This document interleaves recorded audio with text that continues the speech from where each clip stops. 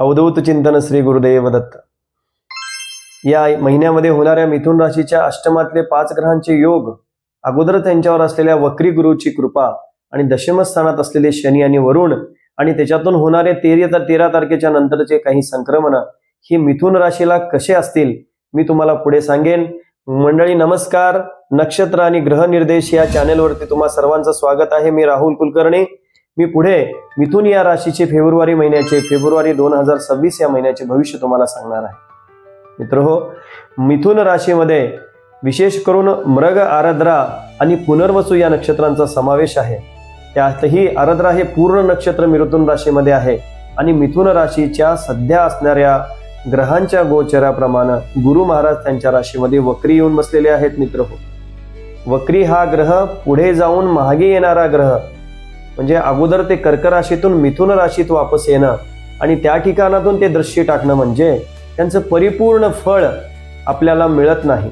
कारण वक्री ग्रहाप्रमाणे यांच्या राशीमध्ये अष्टमामध्ये 4 ग्रहांची युती सध्या आहे।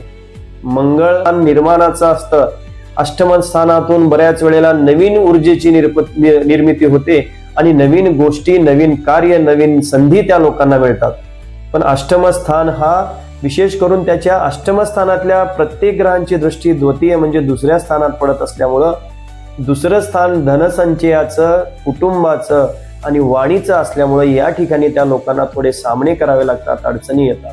म्हणजे काय तर बोलण्यानं किंवा बोलून पटपण शब्द दिल्यामुळं त्यांना खर्चाला समोर जावं लागतं। अनेक वेळेला मुखातील त्रास होतात, मुखरोगाचा त्रास होतो आणि बऱ्याच वेळेला त्यांच्या वक्तृत्वाला, त्यांच्या वचनाला विशेष करून वेगळ्या रूपानं समाजामध्ये घेतलं जातं आणि त्यांचा त्रास त्यांना होतो। म्हणजे बोलण्याचा एक हेतू असतो आणि एक बोलण्याचा अर्थ काढतात आणि त्यामुळे तो अडचणी येतात। असो, पण राशीमध्ये अष्टमातून नवमामध्ये संक्रमण होणार आहे आणि त्याची सुरुवात होणार आहे येणाऱ्या फेब्रुवारी महिन्याच्या 3 तारखेपासून।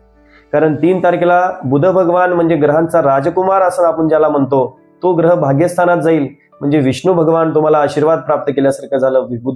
बुध हा ग्रह नवम स्थानात जाईल, म्हणजे पहिले अगोदर त्यांना भाग्यस्थान 7 होईल आणि तो राहू सोबत असेल आणि त्याच नंतर 2 दिवसानंतर शुक्र ग्रहांची युती, त्या ठिकाणी 3 ग्रहांची युती होईल आणि 5 तारखेपासून 13 तारखेपर्यंत त्यांना बऱ्याच मिथुन राशीच्या लोकांना दूरच्या लोकांचे बोलवणे येईल, प्रवास होतील, धार्मिक कार्यामध्ये प्रगती येईल, धार्मिक कार्य करायची इच्छा होईल, घरामध्ये किंवा इतर मंदिरामध्ये जाऊन अनेक धर्मस्थळाच्या ठिकाणी त्यांचे मन रमेल, दूरच्या यात्रा होतील, अनेक केलेले तर्क ते खरे ठरतील।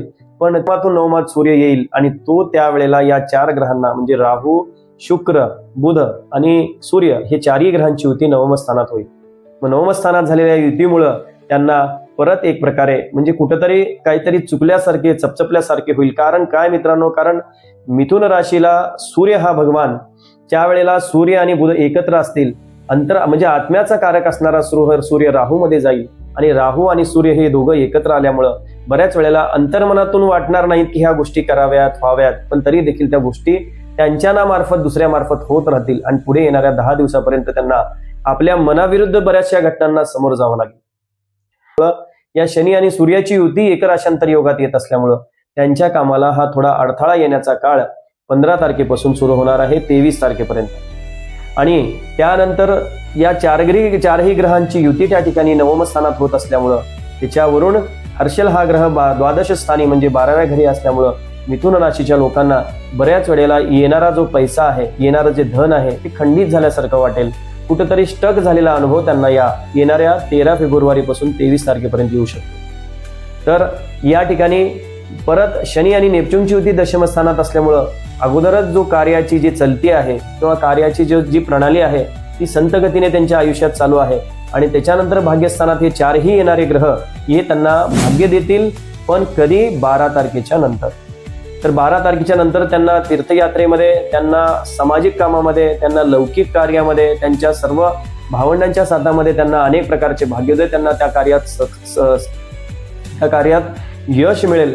पण ज्या वेळेला ज्या कंपन्यामध्ये औषधं निर्माण होतात, ज्या कंपन्यामध्ये एक प्रकारे द्रव पदार्थ निर्माण होतात, मग ते औषधाच्या असो किंवा पातळ वस्तू म्हणजे पेंट असो, ऑइल असो, अशा ठिकाणी काम करणाऱ्या लोकांनी विशेष करून त्यांना प्रगतीचा काळ या काळामध्ये येणार आहे। कारण दशमात असलेला शनी आणि भाग्यात असलेला राहू आणि त्याच्यासोबत येणारे शुक्र भगवान या तिन्हीची युती येत असल्यामुळं या लोकांना त्या कार्यामध्ये थोडे यश मिळण्याची शक्यता जास्त आहे.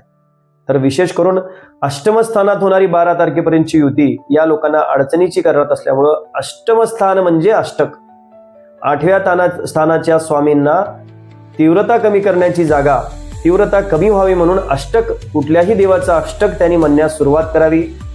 अष्टक म्हणजे मग ते कालभैरवाचं अष्टक आहे, भवानी अष्टक आहे आणि मारुतीचं सुद्धा हनुमान अष्टक आहे किंवा आपल्या या ठिकाणी बरेचसे अष्टक आपल्याला अवेलेबल आहेत. तर तुम्ही अष्टक हे म्हणण्यास सुरुवात करावी.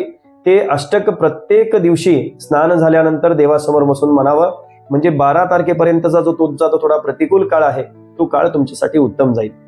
आणि पुढे येणारा महिना मात्र ज्या वेळेला ह्या चारही ग्रहांचं संक्रमण कुंभ राशीत होईल त्यावेळेपासून तुमच्या बऱ्याच कार्यांना चलती मिळेल, बरेच कार्य होण्यास सुरू होतील. तरी उपाय म्हणून अष्टक हे आपण लक्षात ठेवावं. शिवशंकराची उपासना करावी, तुमचे उपास्य दैव आहेत ते.